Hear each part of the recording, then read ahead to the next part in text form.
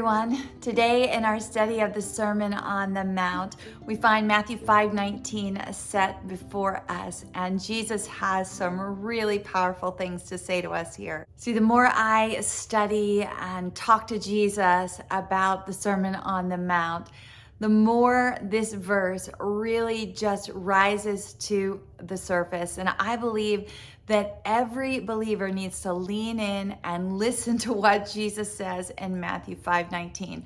Talk about foundational truth? Well, it is in this verse. See, remember in this section, verses 13 through 20 of chapter 5, we have identified 4 foundational truths that Jesus talks to us about before he really even gets into the sermon. And the foundational truth centered on in verses 18 and 19 is the truth of how we handle his word. We already saw in verse 18 that his word is eternal. And now in verse 19, Jesus is going to use what I would call 5 power words to talk to us about how we handle his word. See, every believer has to decide what they're going to do with God's word, how they're going to handle it. And if somebody chooses not to make a decision about that, well, in essence, their not choosing has actually become their decision, which is really what annulling is all about. See, the word annul is the first power word that Jesus uses. And we're going to talk about that today.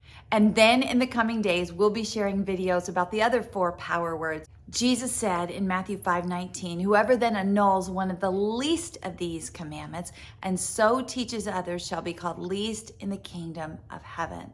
But whoever keeps and teaches them shall be called great in the kingdom of heaven. So, annulling God's word. That's our focus for today. I want to mention as we get started that the word annul is not going to be found in every translation. The Bible that you're using may not use that word.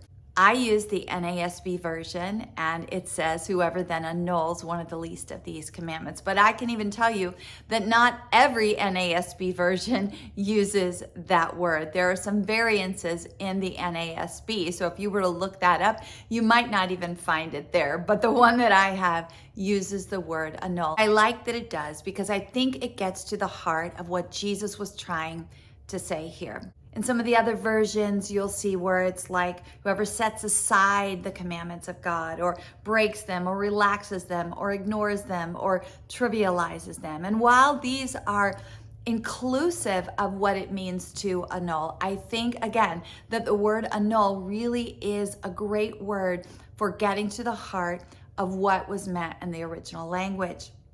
So what does the word annul even mean?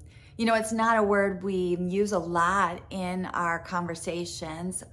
I can remember even back when I was a young girl and having a conversation with somebody about that word because I heard it for the first time and somebody was talking about somebody annulling a marriage.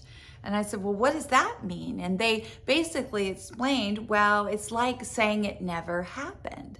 And I said, but yeah, you can't do that though, because it did happen. And I knew even then that something was amiss about that, because how can you take something that actually did happen and just say it didn't? You can do that all you want, but that doesn't necessarily make that true. And that's what happens so often with God's word. People annul God's word. And I say people, including me, including you probably, we annul God's word at times, but it doesn't make it null and void. And that's what a lot of annulling is trying to take something that was and saying that it's not. You're making it null and void. At the heart of the original language of this word that is translated annul here in the NASB version, it basically means this: to minimize value, to do away with, to reduce to nothing. So basically making something null and void. Whatever presence or authority something had, you've minimized it. You've deprived it of that presence and authority. And that can happen whether by precept or by action. Jesus said, whoever then annuls one of the least of these commandments. You know, that reaches deep into the heart, doesn't it? When we personally consider how we handle God's word. Because more than likely, all of us have minimized God's word at some point in our lifetime. We've done away with it, or we've even reduced it to nothing. See, it's easy to point a finger at our culture and say, look how they've just reduced God's word to no meaning in this world. Look how they have annulled God's word. It's easy to think of others and how maybe they've done that. But when God says this to us, when Jesus speaks this and we're leaning in and we're listening and we're seeking and we're coming because we want to know more of his kingdom and we want to live in the blessing of his kingdom, and we hear these words spoken to us, we have to take these words to heart and look at ourselves and say, where have I minimized God's word? Where have I done away with it or reduced it to nothing? Annulling God's word definitely can happen by action, where people deliberately do it, right? But it also can happen by precept. In other words, by our perception. See, how we perceive God's word in our thoughts. Does God's word have the highest place in our thoughts? Is it elevated in our minds to the exalted place that it should be? Or are there places where we have minimized what God has said in his word, where we've just done away with it, pushed it to the side, or reduced it to nothing? See, that can happen in our thoughts, in our perceptions as well. It's not something that we just do by behavior. It's something we can do in the way we think, in the way we feel, in the way we perceive things to be about God's word. See, have you ever had a thought like, I know God said this, but maybe it's a command that God has given in his word and we don't really want to follow it. So we minimize it. We kind of do away with it, push it to the side. We maybe even just reduce it to nothing. Or maybe it's a promise that God has given in his word to us, but we just can't seem to find the emotional fortitude, the faith to trust in it. So we minimize it. And we exalt something else over and above it. We put our trust somewhere else and do away with what God said. And maybe eventually even just reduce it to nothing. Or maybe it's a doctrine, a deep doctrine in the Word of God that we struggle to understand. You know, when we don't take the time to press in and really learn of the things that God has said and bring them into our thinking and understanding and internalize them in our worldview, you know what we're doing? We're minimizing God's word. We're not willing to take the time to exalt his word. We're annulling it. We're reducing it. We're doing away with it, right? Think about the things that we're willing to put our deepest and greatest attention toward. Are we willing to do that with God's word? And if we're not, a lot of times it might be shining a light on the truth here that a lot of times we don't handle God's word correctly and we are annulling it. Truth can sting, right? We've been talking about that. And maybe this truth stings. I can remember when I was really first studying the Sermon on the Mount last year, and I came face to face with this, and I heard Jesus saying this to me personally, and it stung.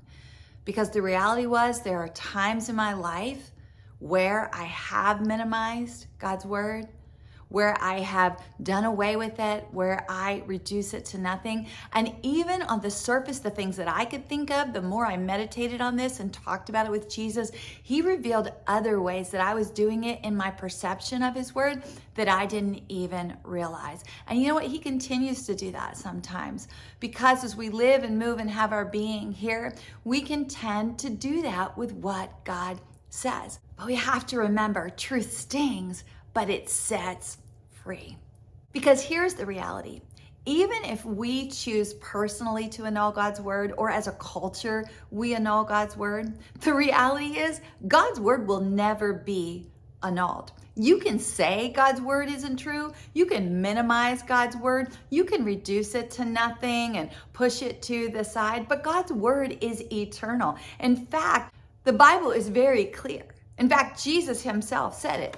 Every single letter of the word of God will be fulfilled. The Bible says heaven and earth may pass away, but my word will never pass away. In other words, it will never be annulled. So we're living in a falsehood if we think we can annul God's word.